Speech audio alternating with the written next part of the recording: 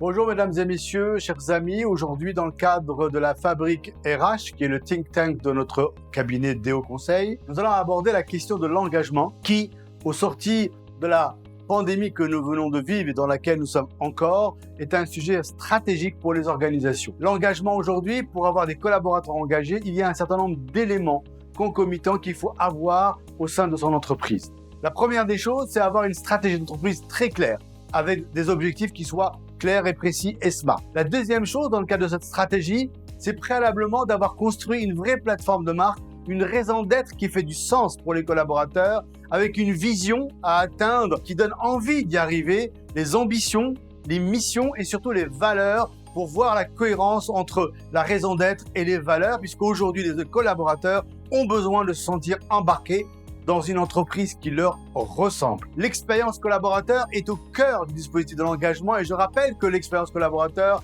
commence dès le recrutement, de l'onboarding, du développement des personnes et de leurs talents jusqu'à effectivement leur départ lorsque celui-ci doit avoir lieu. Bien évidemment, on ne peut pas faire sans pour motiver des collaborateurs, sans un modèle de management et de leadership qui fasse que nous sommes dans une démarche horizontale, inclusive, qui fait que les gens participent au projet et à la dynamique. Dans quel but?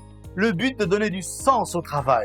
Parce que le sens au travail aujourd'hui, plus que jamais, est un élément important de l'engagement. L'employabilité aujourd'hui et le développement personnel font partie de l'expérience collaborateur dans le cadre d'une académie lorsque celle-ci existe ou pas d'ailleurs. Mais ce qui est sûr, c'est que pour engager des collaborateurs, il doit avoir de la visibilité sur la montée en compétences qui va avoir un impact sur leur carrière. Et enfin, le développement personnel. Le but, c'est aussi de faire libérer, émerger un certain nombre de compétences et de qualités intrinsèques aux collaborateurs qui fassent qu'une fois partis, ils se disent « j'ai grandi dans cette boîte ».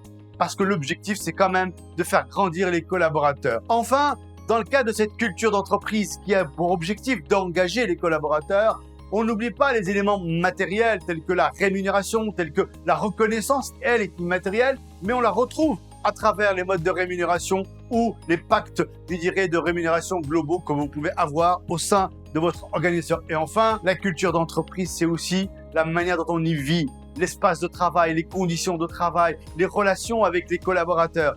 Tout cela fait partie de ces leviers qualitatifs de l'engagement. Pour vous dire qu'aujourd'hui, en 2022, l'engagement des collaborateurs est un des principaux enjeux des organisations pour essayer de se réinventer à l'aune de cette pandémie qui, je l'espère et nous l'espérons tous, va partir, même si nous devons apprendre à vivre dans un monde définitivement incertain, mais dans lequel on peut trouver des espaces avec les collaborateurs pour définir un projet commun et embarquer ensemble pour créer de la valeur pour l'entreprise, pour le collaborateur, mais aussi pour notre écosystème. À très bientôt pour une prochaine aventure dans le cadre de la Fabrique RH.